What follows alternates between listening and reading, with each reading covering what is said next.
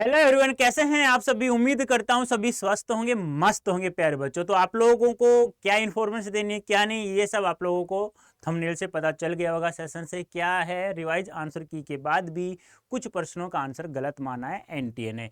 तो प्यारे बच्चों, पहली बात तो मैं आप लोगों को बता दूं कि आप लोगों को डरना नहीं है, क्योंकि रिवाइज आंसर की ये फर्स्ट आई है, सेकंड और आएगी। यदि इन क्वेश्चंस को आप लोग अच्छे से चैलेंज किया है तो ये आंसर, इनके आंसर आप लोगों को सही मिलेंगे नेक्स्ट रिवाइज आंसर की में। ठीक है, तो कुछ सवालों को हम लोग देख लेते हैं कि किन किन प्रश्नों का आंसर अभी भी इस रिवाइज आंसर की में गलत माना है एनटीए ने। तो ध्यान से देखना है किस किस के सवाल हैं ऐसे, वो सब ध्यान से देखना है एक बार। ठीक है, तो प्यारे बच्चों चलो, तो पहला सवाल ये है, आप लोगों को दिख रहा होगा, तो मैं आप लोगों को दिख रहा है। यहाँ है एक, युधिष्ठिर में कौन सा समास है। यहाँ पूछा गया कि युधिष्ठिर में समास कौन सा है। तो प्यारे बच्चों मैं आप लोगों को बता दूं, युधिष्ठिर में जो समास होगा वह कौन सा होगा, बहुव्रीहि समास होगा। कौन सा होगा, बहुव्रीहि समास होगा, तत्पुरुष नहीं होगा, क्योंकि एनटीए अभी भी इसी तत्पुरुष को ही मान रही है, युधिष्ठिर में समास। यदि आप लोगों ने चैलेंज किया है प्यारे बच्चों, तो ध्यान रखना इसका आंसर नेक्स्ट रिवाइज आंसर की में इसका आंसर बहुव्रीहि होगा। ठीक है, नेक्स्ट सवाल हम लोग देखते हैं प्यारे बच्चों, और कौन सा सवाल है हमारे पास। चलो,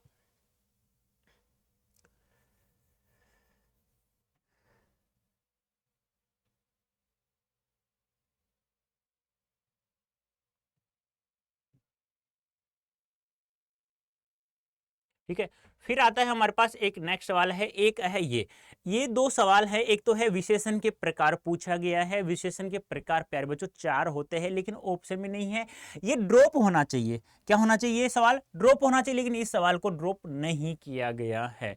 तो ये नेक्स्ट रिवाइज आंसर की आएगी ना, तो उसमें इसे ड्रॉप भी कर दिया जाएगा। तो ध्यान रखना, यदि आप लोगों से पूछ लिया विशेषण कितने प्रकार के होते हैं, तो चार प्रकार के होते हैं। अब एक सवाल है, ये है कि पानी शब्द है। अब इसको एनटीए ने पता नहीं नपुंसक लिंग माना है, स्त्रीलिंग माना है, लेकिन गलत माना है उन्होंने। आंसर सही क्या होगा, पुल्लिंग होगा प्यारे बच्चों, ध्यान रखना। तो मतलब कहने का तात्पर्य क्या है, जितने भी द्रव्य पदार्थ होते हैं, द्रव्य पदार्थ जितने भी होते हैं, वो सभी के सभी प्यारे बच्चों क्या होते हैं, मैं आप लोग बता दूं, पुल्लिंग होते हैं। ये ध्यान आपको रखना है।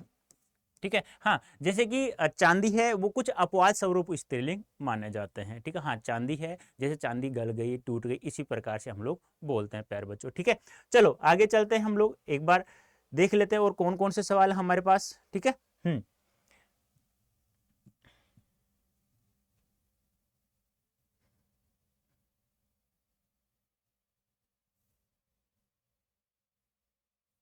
फिर आता है एक सवाल और था, ये रहा एक सवाल, ये है कौन सा है, इसमें आप लोगों को कर्म कारक का सही उदाहरण बताना था। किसका उदाहरण, कर्म कारक का आप लोगों को सही उदाहरण बताना था। तो यहाँ एनटीए ने प्यारे बच्चों कौन सा माना है, एनटीए ने माना है राधिका पुस्तक पढ़ती है। भाई राधिका पुस्तक पढ़ती है, वाक्य कहीं पे भी सवाल में अंडरलाइन नहीं किया गया, तो सीधी सी बात, अब यहाँ तो कर्ता कारक भी है राधिका में, और पुस्तक में क्या है, कर्म कारक भी है।